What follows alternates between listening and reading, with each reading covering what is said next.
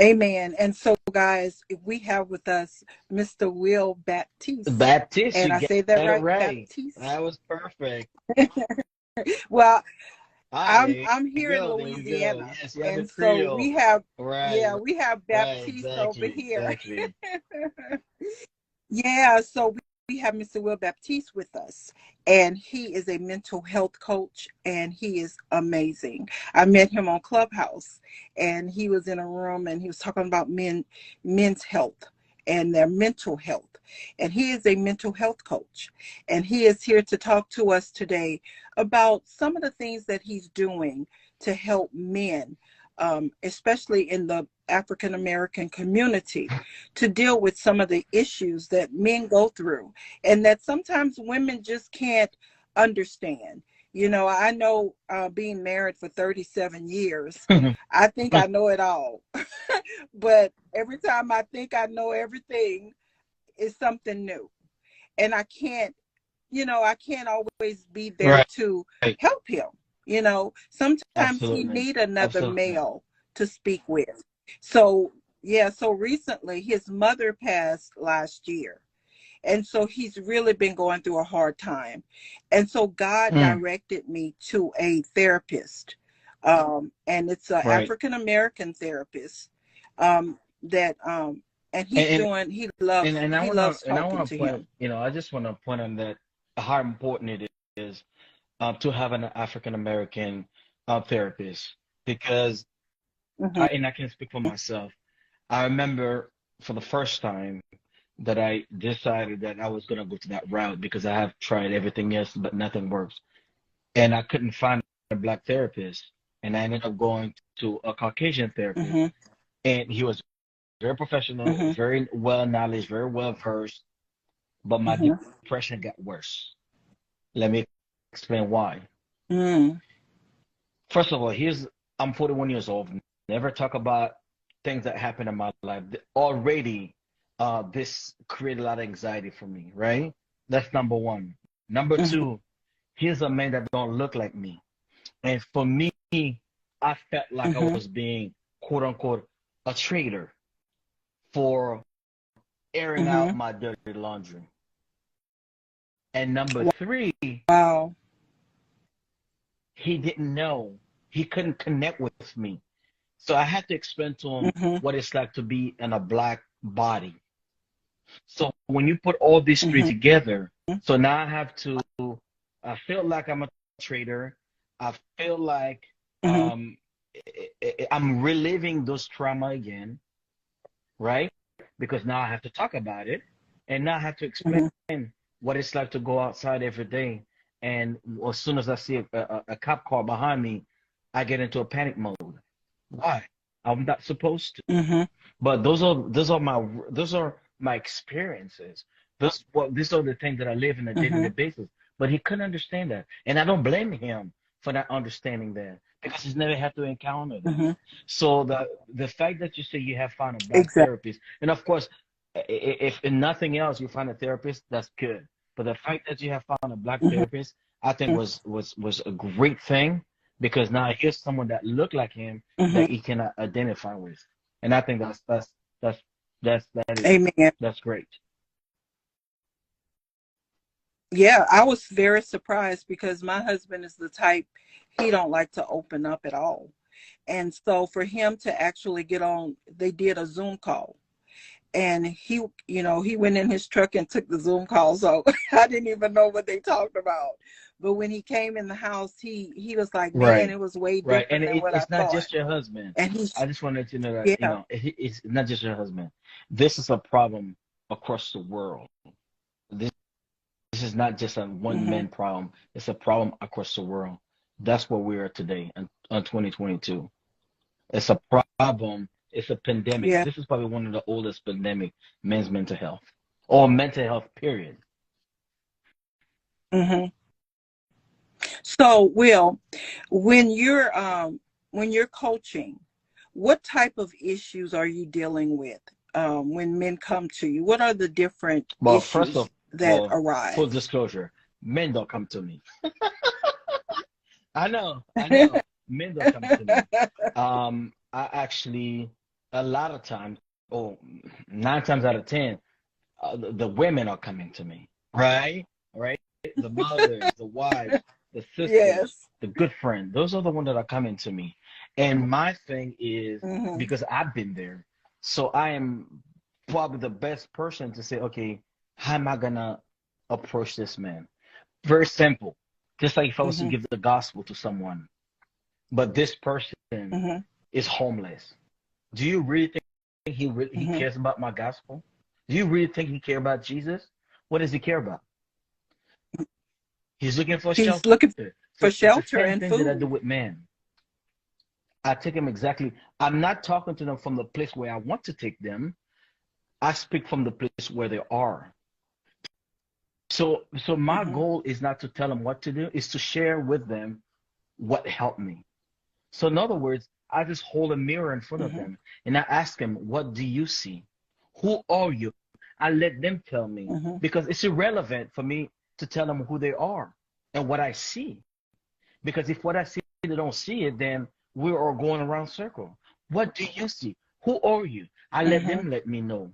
And that's the first step into my coaching, which is awareness.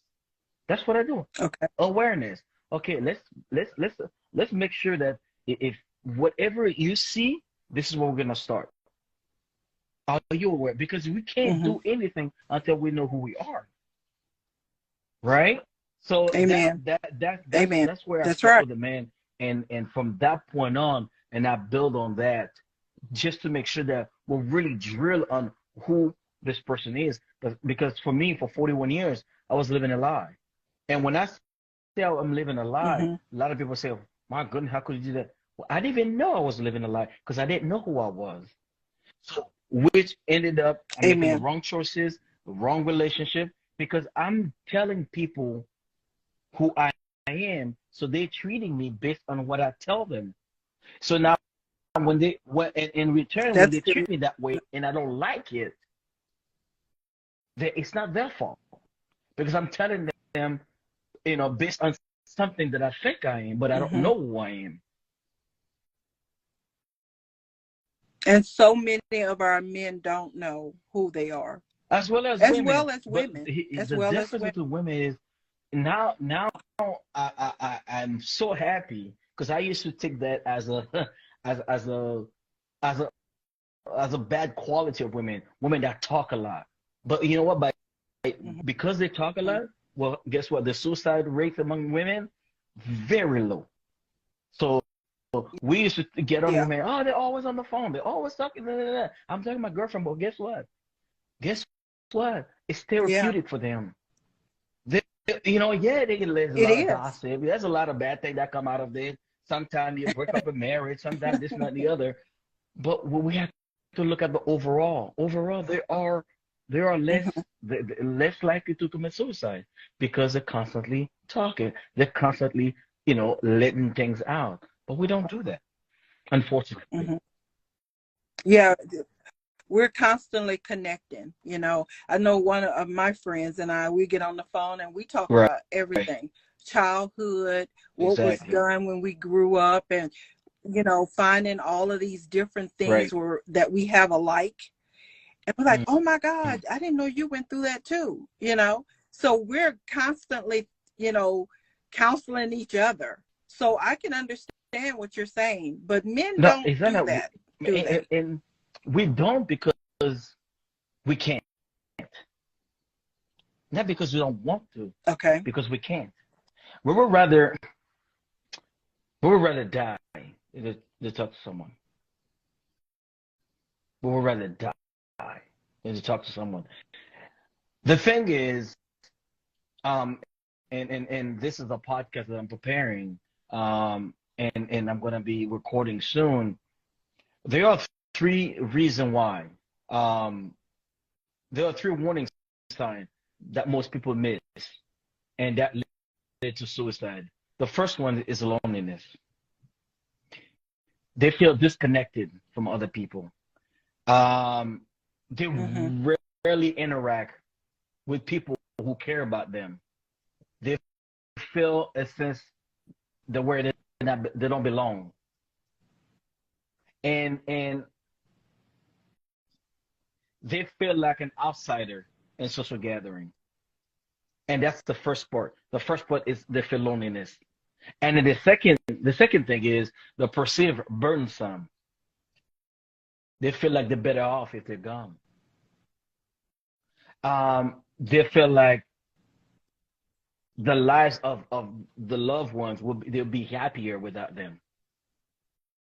They feel like they have failed people in their lives, especially when a man, because you have to understand a man's self-esteem, a man's power is attached to what he can provide.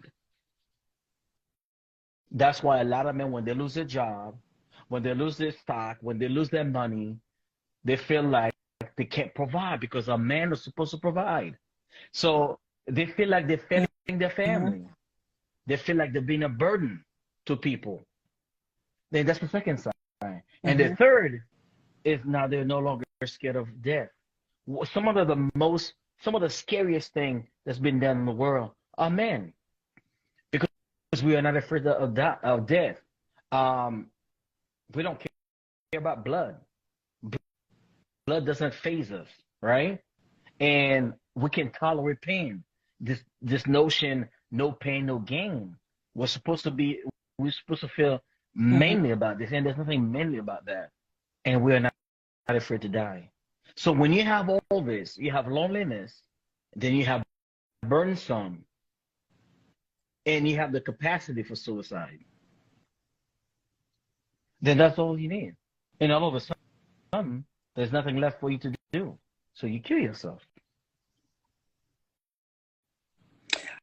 So, will talk to us on some of the steps that you take when Right. you're Right. So, counseling the men. first thing as I say, I call it the AAA effect. I think it's kind of sounds pretty cool. From the Triple X movie, I call it the AAA effect. Awareness, acceptance, and action. So, as I mentioned earlier, awareness. Are we aware of who we are? Good, bad, ugly, and different. I don't care. If it stinks, it stinks. Mm-hmm. Let's deal with it. But we don't want to deal with it because Mm-hmm. if we have to look at something and we cannot fix it as a man, we're fixers. Then we already feel like we're failing. Okay. So that's when I come in and say, hey, you are not a failure. Okay? Let's look at this for what it is. Let's look at it. This is what you pointed out to me.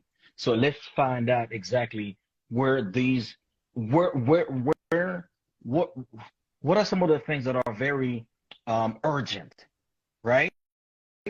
And Okay. then we look at those things and then we say, now the second thing we have to do, we have to accept certain things. There are things that we just have to accept. We can't do a childhood, abuse, Mm-hmm. molestation, incarceration, divorce. They're already done. We can't do anything about Mm-hmm. that, right? So now what can we change? Because that's what acceptance is to forget the thing that we cannot change and to change the thing that we can. Because as I said, if we spend the Mm-hmm. time to on if we spend the time to change the things that we cannot change, we're going to waste our time instead of changing the things that we can change. So let's identify what Okay. we can't change. And let's put that to the side. Now let's focus on what we can change. That's when we come to the acceptance. That's good. Once we realize that, then we can go to the last step, which is action. What are some of the action Mm-hmm. that we're gonna take? Because I'm not talking about the I destination love this. because you'll never get there. You're gonna get there unless you die. Mm-hmm. Now let's look at the roadmap. Mm-hmm. Let's look at the steps that we're gonna take Okay. to reduce either the either the thing that trigger us, the things. Let's get back to the root cause. Let's not look at the effect. Let's go look at the cause. What caused you to be angry? Mm-hmm. What caused you to Mm-hmm. want to lash out? What caused you to do this? There's a deeper reason to that, and let's get that because when we look at the effects, we're cutting branches. Where it's gonna keep, uh, um, um, um, you know, if we're not going down to the root cause of the problem, then the branches are always gonna come out. So let's Mm-hmm. stop cutting branches. Let's get to the root cause of the problem. So what do how do we do That, that? Well, it's just like that's good. if I have an infection in my arm and I keep patching it, but at some point I have to look at it, because if I don't, it's going to take over my whole body. So, so there's going to be some deep cleaning that's going to have to be done. Amen. Well, guess what? It's going to hurt. But guess what? It's going to be clean Mm-hmm. once and for all. And now we can start, what we're going to do, we're going to start healing. Because we cannot heal what we don't reveal. And Wow. what's going to happen is That's we're so going to keep good. hurting people that did not cut us. Mm-hmm. We're going to start bleeding on people that did not cut us. Have you ever noticed that the people that are closest to us, that we're lashing out on, they do nothing to us? Why? Yeah. Because they're closest to us. We know they're not going to go anywhere. They are our mother, they're our father, they're our brothers. They all part of family. So we're smiling at everybody else, but the one that we love, that we're lashing out on them. That's true. And that takes us That's to domestic violence. So how many clients do you see on a percentage wise deal with domestic violence? man, at least 1 out of 5 guys in domestic violence. Now, you say domestic violence, so I'm assuming they are the perpetrator, right? Oh, Right? okay. That's what I Right. think. That's what I'm But asking. domestic violence is domestic violence, whether they are the perpetrator or they are the victim. Because a guy that's being the victim, there's a reason why he's being the victim. It could be the cause of both why he's the victim. The same reason why he's the victim could be the same reason why he's a perpetrator. So it's I'll say probably two out of 5 are the perpetrator, but you still find 1 out of 6, 7 guys are the victim. But we're not gonna hear them talk about that because there's no data. Because no man is gonna call the police. Okay. No man is gonna tell another man that they're being a victim in their own home. What kind of man is going to do that? No man's gonna do that. They'd rather stay in that marriage, they'd rather stay in that relationship for what? Either for the sake of the children, or maybe they're not gonna find anybody else, or maybe that's all they know their life, so they think it's normal. Like I did. I thought it was normal for someone to yell at me. I thought it was normal for someone to say things that are not nice, that are very hurtful, because that's all I know my whole life. So I become comfortable in my misery, which is very sad. That is sad. That is sad. Now, your original country, and can you talk to us about where you came from, and how did you get to be who We you are all the today? sum total of all experiences, including our traumas. I was born in a beautiful island called Haiti, the third largest city, and I grew up with my grandparents. Yeah, my dad passed away when I was 3. My mom was traveling, and then at the age of 12, I found myself had to become the man, because my grandmother passed away, and I was about 12 years old, and I was the only. I wasn't the only boy, but my brother was 5 years younger than me, and there was no man in the house, so I had to quickly become the man. So I was being put in a role where I wasn't ready for. I was 12 years old. What do you expect a 12-year-old? How can you expect a 12-year-old to be a man when he had no blueprint, no map, no role model, nothing? But you expect them to step up. But this is what we do to young boys. Amen. So we It's don't true. have the time to develop. We don't have the time to get into manhood. We're being thrown at it, and that's how we're being told that's what we're supposed to do. You're the man in the house now. You got to do this. You got to do that. So it's sad. And It is not sad. having a man at the house to show me how to change oil in a car, how to use a hammer. And then you grow up, you feel like, even though I was, it's ironic. I was I was thrown in the role of becoming a man, but in my mind, I was nothing like a man because I couldn't change the tire, because I couldn't change the oil in my car, because I didn't know how to do, fixing in the house. So on the outside, Mm-hmm. I'm the man, but then on the inside, there was nothing manly according to society about me because I couldn't do those things. Because we Mm-hmm. measure a manhood based on what he's able to do with his hands. So you actually went into adulthood I went in a into deficit. adulthood in the deficit, and now by the time that I get to age where now I feel like now I'm an adult, now I start doing adult things, but in the wrong way, which ended up causing me my freedom. So Mm-hmm. it's a really hard thing that I don't wish on nobody. That I don't wish on Mm-hmm. nobody. Um, Not even on my worst enemy, because I know the ripple effect that's gonna have on the rest of the people that are around them and the community and the environment.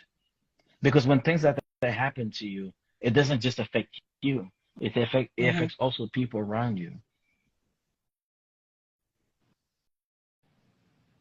But when you tell your story about 12 years old having to become the man of the house, so many young men are having to take that role. And so that means providing.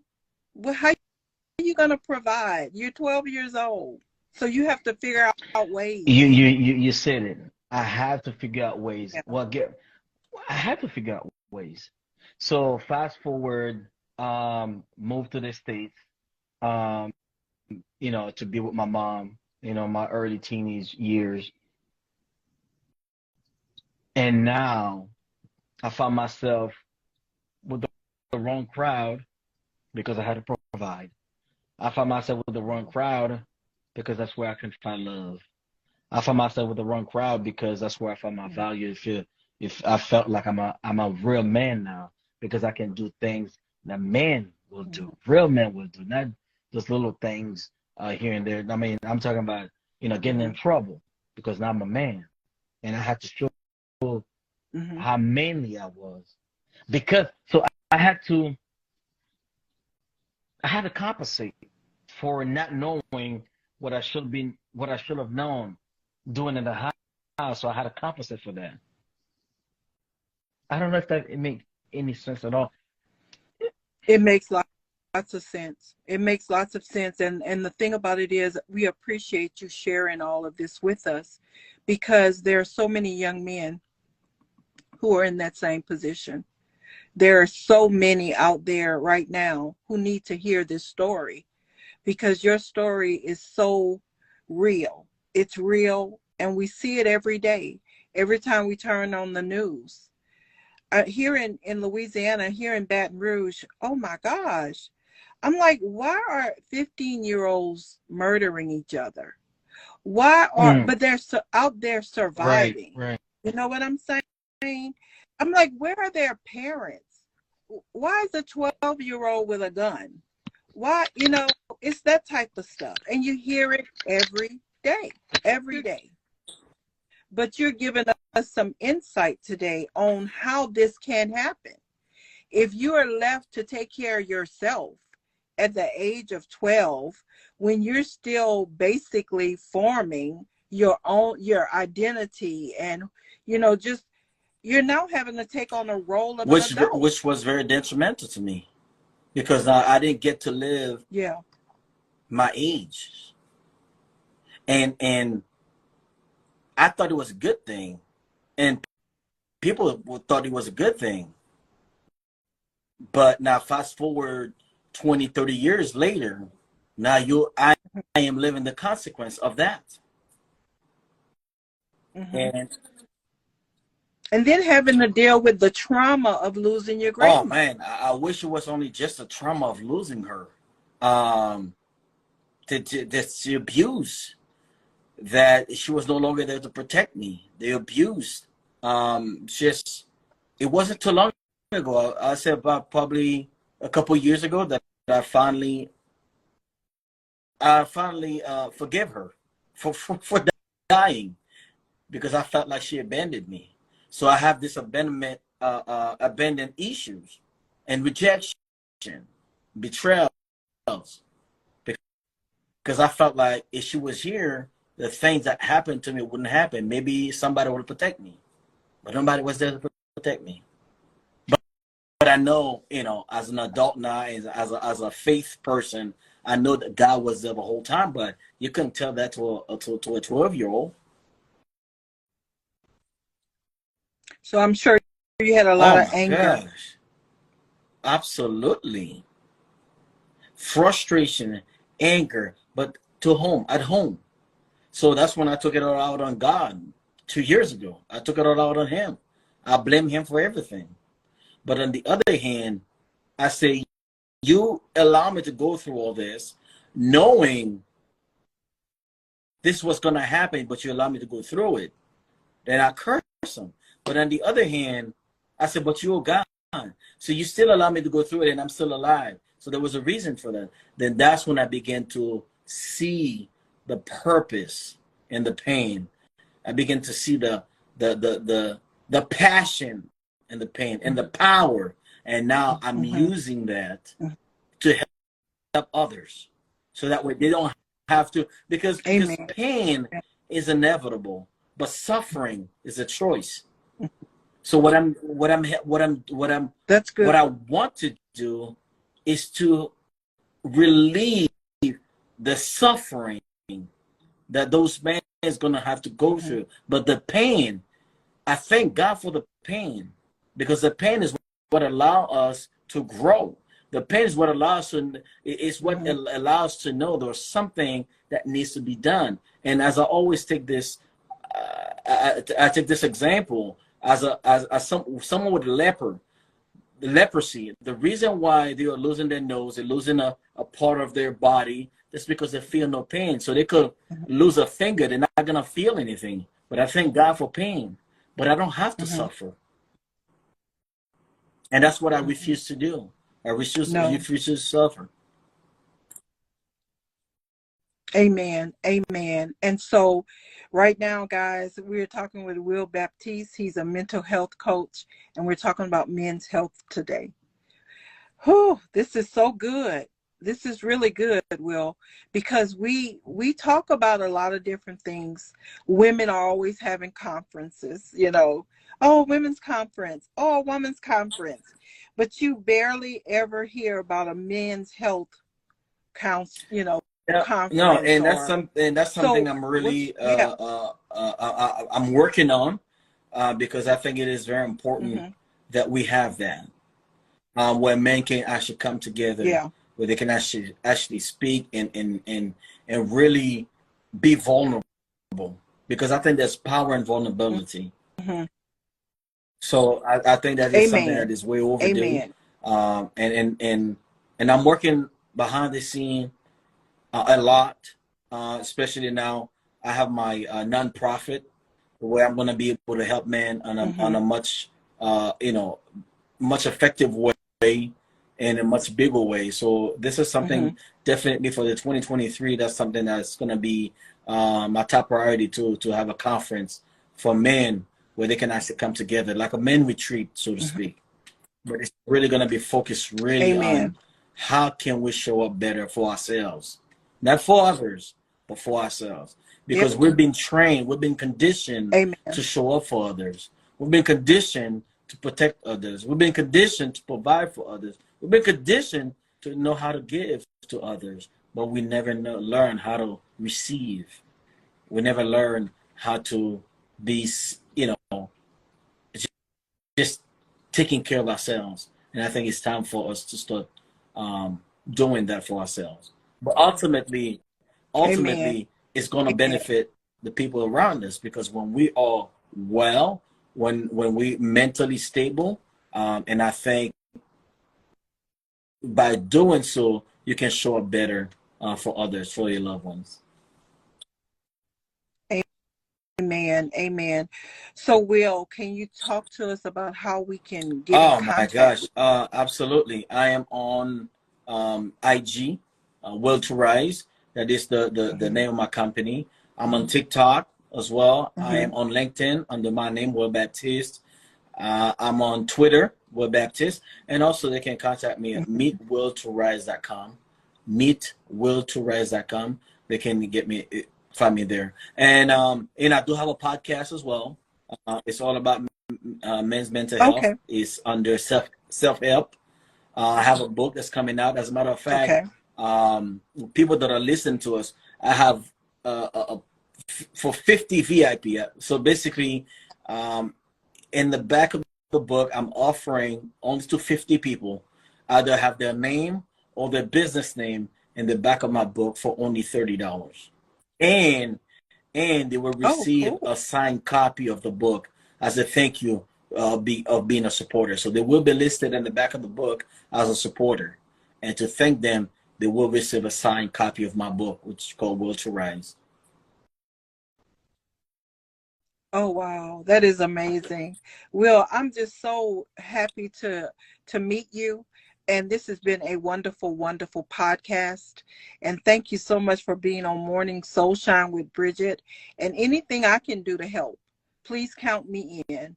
You know, if you need me to I moderate, I'll appreciate be that, there and for thank you you. for reaching out to So, me, and thank you for helping me to spread this word. And I think it is absolutely important, because I believe when our men heal, our community heal, and we need the man. And I mhm, think it's really, we have to come together as a community to create a safe space, men and women alike, and we need to stop this amen. stigma when it comes to men, that men have to be this, men Hmm. have to be that.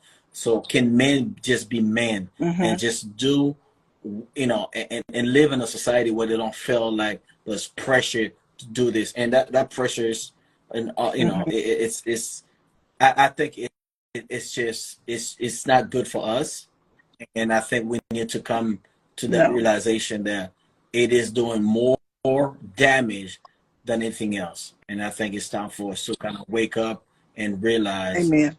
what's going on, and we need to stop it. But together we can do it. And I do believe by myself I can make a change, but together we can make an impact. And that's what I'm Mhm. all about. I'm all about an impact. Amen. This was wonderful, guys. Yes, I love that yes. triple A. That was good. Yeah, that's good. So, guys, you've been watching Morning Soulshine with Bridget, and we have a very, very special guest, Mr. Will Baptiste, and he is a mental health coach. And guys, please reach out to him. Oh my goodness, he has a story, and he also can help you. So, thank you guys for watching, and All we're gonna right. see you Thank you. later. God Bye. bless you. Bye, Bye. Will. Thank you.